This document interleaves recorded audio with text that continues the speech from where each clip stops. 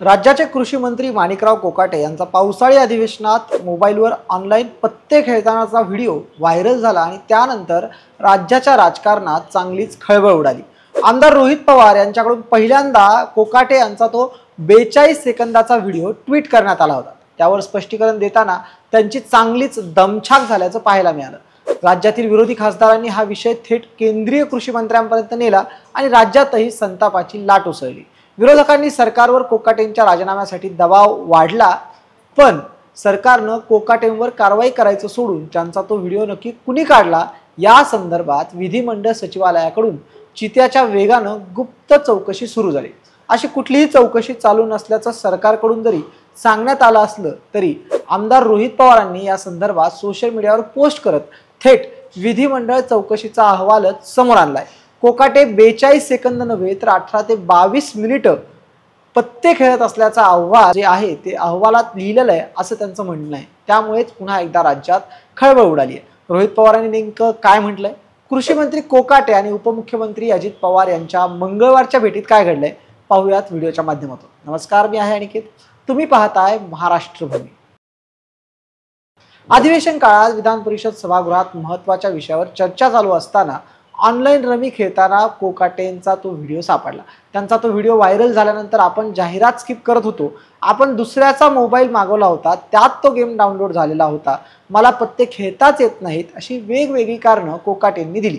पण जाहिरात स्किप करायला 42 सेकंद लागतात का असा सवाल उपस्थित करत आपल्याकडे असे आणखी काही व्हिडिओ असल्याचं रोहित पवार देखील म्हणाले। कोकाटेंचं रमीचं प्रकरण असो किंवा यापूर्वी केलेली काही वादग्रस्त वक्तव्य, त्यात सरकारची प्रचंड बदनामी होते। त्यामुळे मंगळवारी झालेल्या मंत्रिमंडळ बैठकीत त्यांचा राजीनामा फिक्स मानला जाऊ लागला। पण आता मुख्यमंत्र्यांनी त्यांना अखेरची वॉर्निंग दिल्याचं कळतंय। दरम्यान राज्यात महादेव मुंडे खून प्रकरणासह अनेक घटनांमध्ये निष्पक्ष चौकशीची मागणी होत असतानाच कोकाटे यांचा रमी खेळतानाचा व्हिडिओ कुणी काढला याची चौकशी मात्र सरकार चित्त्याच्या वेगाने करताना पाहायला मिळतंय असा दावा रोहित पवारांनी मागच्या आठवड्यात केला होता। सरकारकडून हा दावा फेटाळण्यात देखील आला होता, पण या संदर्भात बुधवारी रोहित पवारांनी एक धक्कादायक खुलासा केलाय।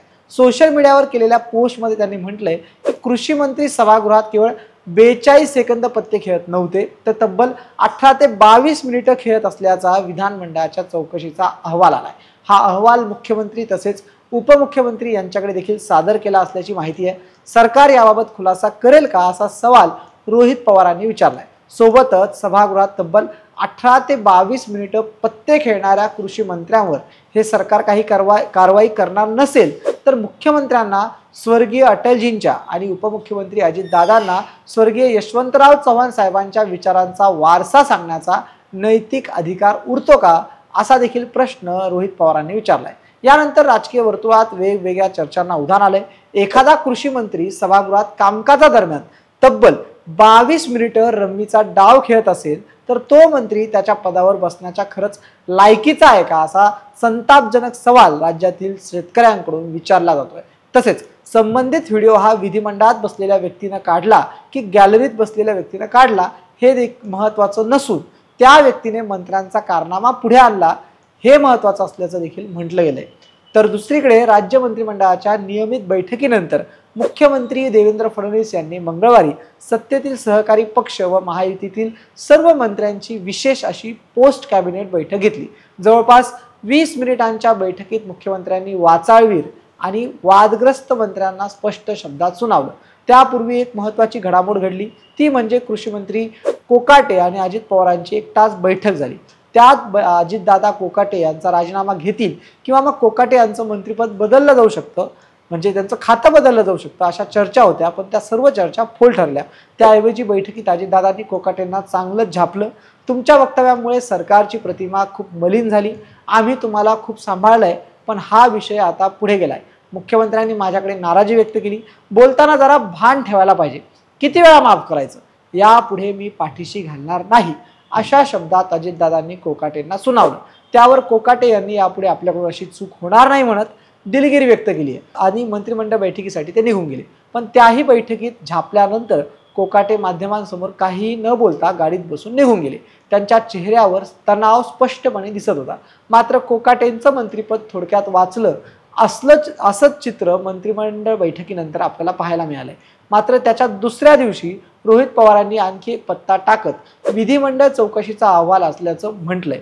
त्यात कृषी मंत्री कोकाटेंनी 22 मिनिटं ऑनलाईन पत्ते खेळत असल्याचं समोर आलंय। हा अहवाल मुख्यमंत्री देवेंद्र फडणवीस आणि उपमुख्यमंत्री अजित पवार यांच्याकडे सादर केलाय। रोहित पवारांच्या या नव्या दाव्यानंतर सरकारकडून कशा पद्धतीने या संदर्भात खुलासा करण्यात येईल किंवा मग आता कोकाटे यांच्यावर खरंच काही कारवाई केली जाईल का, हे पाहणं महत्त्वाचं ठरेल। यावर तुम्हाला नेमकं काय वाटतं? तुमच्या प्रतिक्रिया आम्हाला कमेंट्सच्या माध्यमातून नक्की कळवा। धन्यवाद।